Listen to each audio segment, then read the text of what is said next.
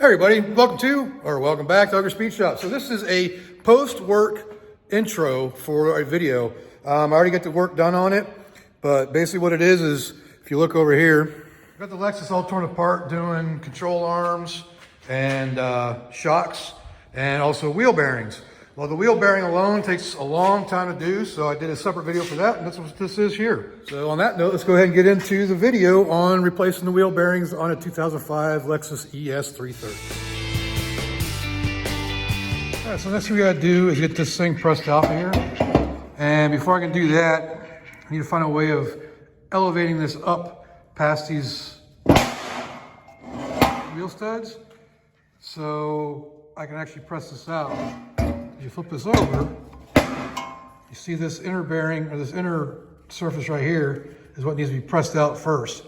Because on the other side of this, holding the bearing in on the outside diameter of it is a clip, so a retainer clip. So we need to get that off.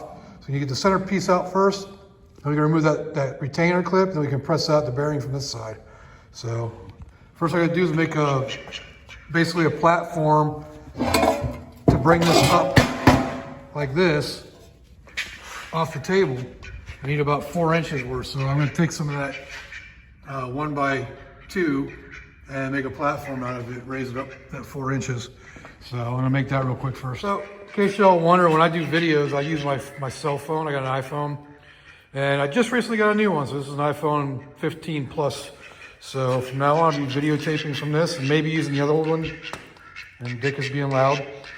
Maybe using the old one for multiple views, but for now I got a new phone, so let's get back to making these platforms so I can press this off. All right, so I got the stanchions made, so now I'm gonna find out if this is actually gonna work to press it out.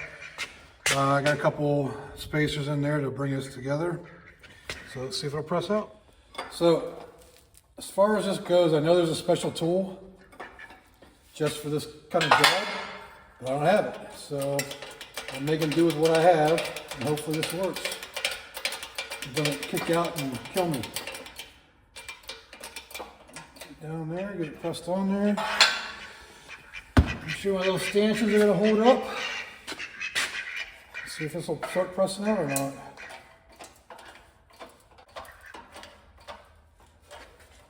Seems to be bending the shield a little bit here.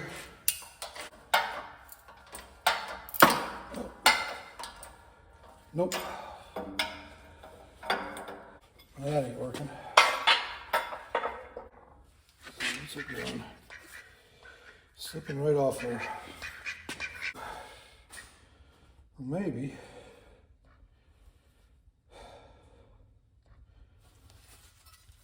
I don't know. You take the guard off? I don't know. This ain't working though. All right, on to the next scary setup here. And since I don't do these things normally, this isn't the kind of car I usually work on. I'm not gonna buy a specialty tool for this, but I'm gonna make it work. I'm gonna figure this out. So let's see if this setup, as dangerous, as stupid as it looks, I'm gonna try it. So don't try this at home. You know what? If it works, is it stupid? I think not. Look at that. You might want to get out of the way, Dick. I don't want this stuff to fall on you. Need something to push that through a little bit further. Yeah, that should do it. Like I said, don't try this at home, but it is working and it works pretty easily once I got it set up somehow. I'll show you here in a minute what I did to make it a little bit easier on me. Well, that's coming out by just not even using leverage. Look at that. Okay, so we got the hub out. That's what we need.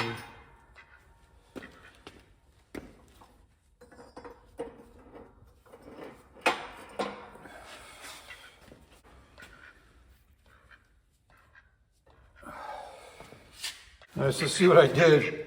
I just did 3 points of this. So 1, 2, and 3. See the little nub right there. I was able to utilize that with the hole in the end of this axle. And you get to press out. So now you just got the bearing in there. And what I did, I ended up just cutting the guard, since the brake shield, since it's got bent up anyways. I'll have to fix it, and I'll just trim it off so it can go back on. It bolts around here, so I don't know why they didn't make it one piece. But we got it figured out. Now I gotta get the rest of this bearing off. All right, so we're back over here, and we got the hub pressed out, so I gotta remove part of that bearing. And we had to come over here, and this ring that protects your speed sensor, had to get that out very carefully. And I just went along with a chisel and tapped around the edge there and got it to pop out. It's just pressed in the very bottom down here. So once you get that past that little area, it pops right out. Still a pain in the butt. Don't know why they do stuff like that. But the reason why they had to do that, because see this clip right here? That needs to come out to get the rest of this bearing out. So that's what we're doing next. We're gonna remove that clip so we can get the rest of this bearing pressed out and get the new one up there put in. All right, I got my good old snap ring pliers here ready to get in there and get this ring out. So let's get in there and do it.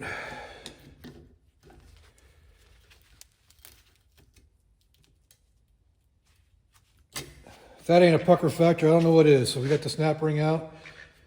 Put it there with our speed sensor shield. Now we can press the rest of this out. So I got an idea for pressing the rest of this out. So it has to come up through this way. Or am I going backwards? No, let's come this way.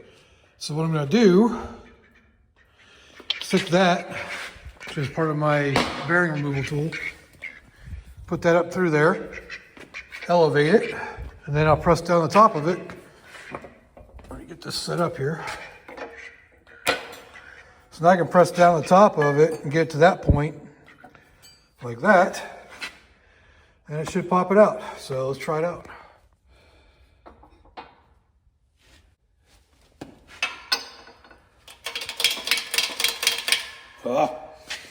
Helps to tighten it down.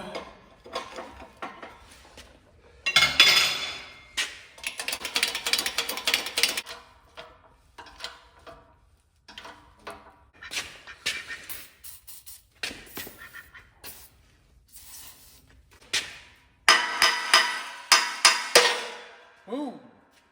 That's what we wanted to hear, a little pop. And out she comes. Just until we hit that. So that was a little scary. All right. Let's go a wee bit further.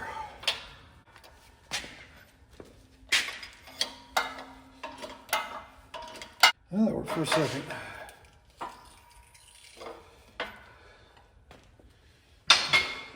Okay, so I took this bearing race and I cut a couple notches in it so it fits on around that area there.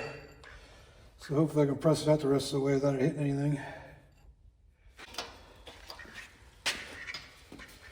See how much further we can get out like that.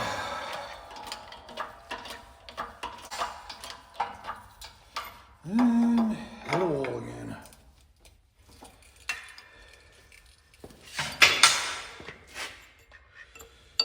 Pretty close, but watch out, dude. So just knock it out the rest of the way with the hammer.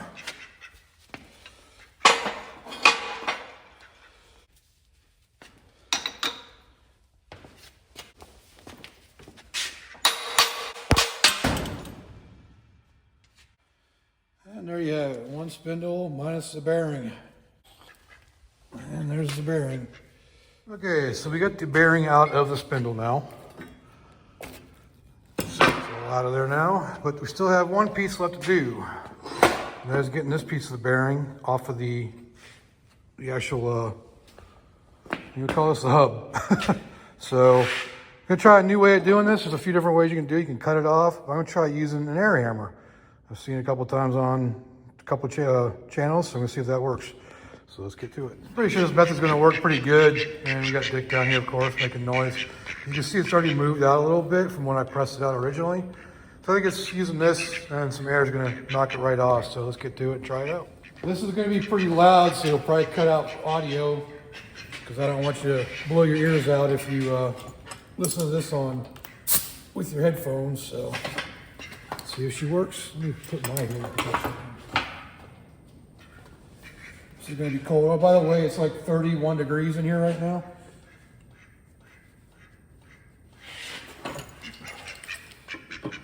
Just a little tiny lip right there. See if it'll knock it off.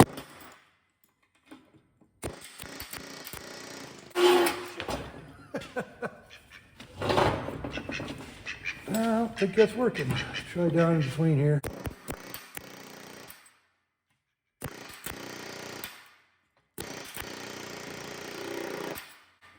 Yeah, I don't think that's working. So I'm gonna have to cut it off.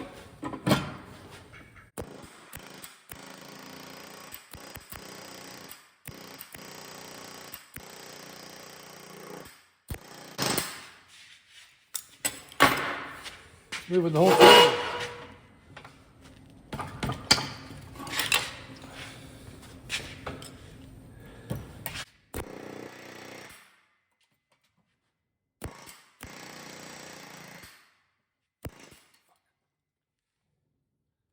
Nick that. Already have. Yep, that method ain't working. So we're gonna cut it. All right, so what we're gonna do here is we go in here, cut it at an angle, kind of like that across there. Get it down to where it's nice and thin. Then we'll take a chisel and pop it, and it'll slide right out at that point. So let's do that.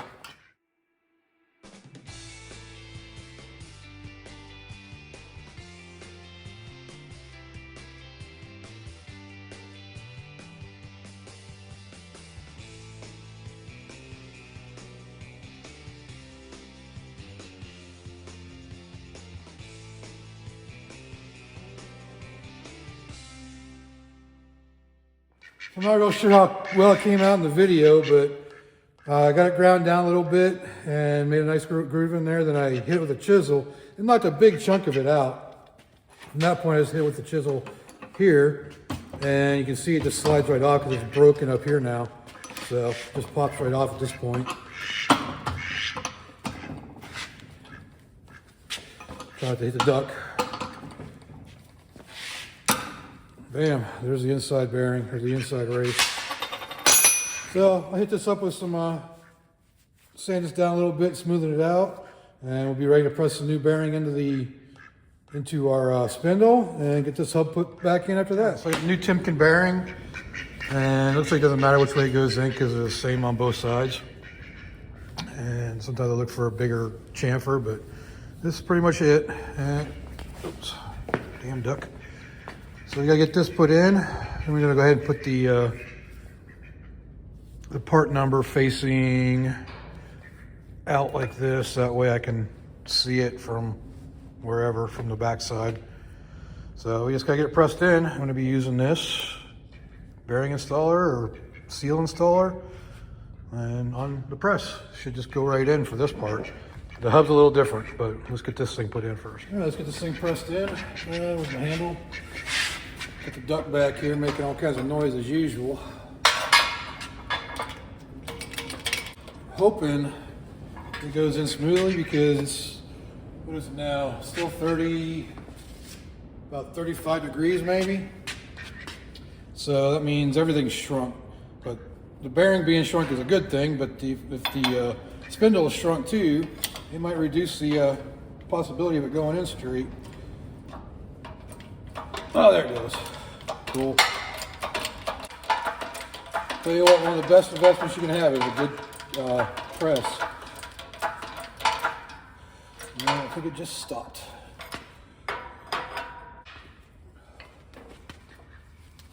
And if you look, see the bearings all the way down. So we're good on that. Now the fun part, pressing in the hub. Went in and cleaned up a couple places where I nicked it when I was taking this off. Shouldn't matter because it can be down inside the thing. Before we do anything, we need to put that clip back in here because if we're going to press this back in, then we need that clip on there so it doesn't pull out. Let's get this clip put back in here. Right, once you get it started in there, it's really easy. You can just tap it.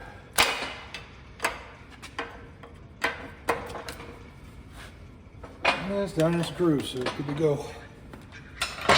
So now we can take this, you can press it in now. So Don't want to do it like that though. If you do it like that, you're gonna press the studs out. So we need to elevate it, put something on here that's gonna clear those studs. And I think just like, does that work? Nope, it's not quite good enough.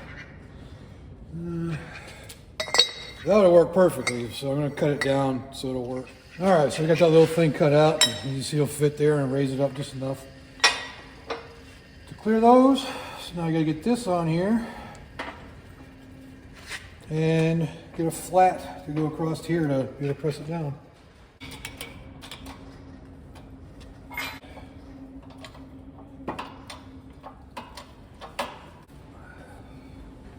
One thing I want to watch is make sure, because this is a two-piece bearing, and it's separated on the inside. So I want to make sure once it gets to the middle there, it doesn't start pushing it out. It starts going into it. Which I might actually, see, I think it's actually going. Yeah, it's going. And it just stopped, so I'm not going to go any further than that. I don't want to overdo it. And there you have new bearing installed fully with no noise. And there you have it. So the last thing it needs is just this little guard for your speed sensor. And there's a hole right here where that hole lines up. Just get that in there. And that one's ready to go back in the car. See, holes lined up nice and even. Good to go. All right, so one of the things I noticed after we got finished pressing these in is it felt really rough when I was spinning it. And like it's almost like it wasn't seated quite right.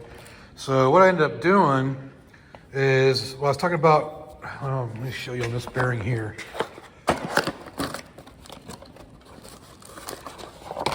If you look down inside the center, you see how it separates?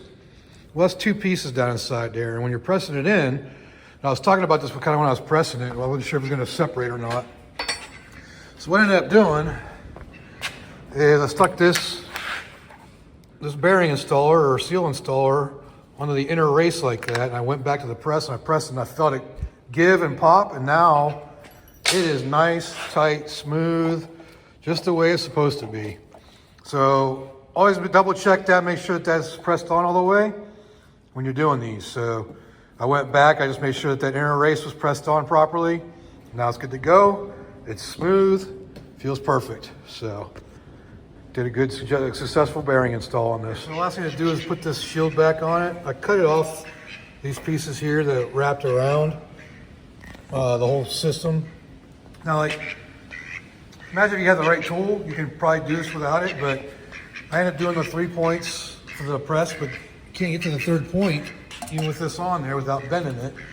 So I guess you could do it that way, but pressing everything back on is easy, but getting it off initially is the hard part. So it's easier just taking it off, cutting it off, and making it work that way. For me anyways. I wouldn't suggest doing this for a customer, but on your own vehicle, whatever, that little piece does nothing other than keep it around that. So yeah, I don't know, it's a pain in the butt, kind of a weird engineering decision, but it's back together now, and I'm sure I'll have to bend some of it to make it not hit places, but it's back on and it's going to work fine. And it's all the same shield. The only thing that's missing is a little piece that went around here. So I'm not too worried about it. All right, that'll do it for this video on replacing the wheel bearing on a 2005 Lexus ES330. If you like this video, leave me a like down there, leave me a comment, let me know what I can do better, and subscribe if you haven't subscribed. The full video coming out for the complete suspension, the A-arms and strut replacement on the Lexus is coming out soon. So be on the lookout for that. And until next time, I will see y'all later.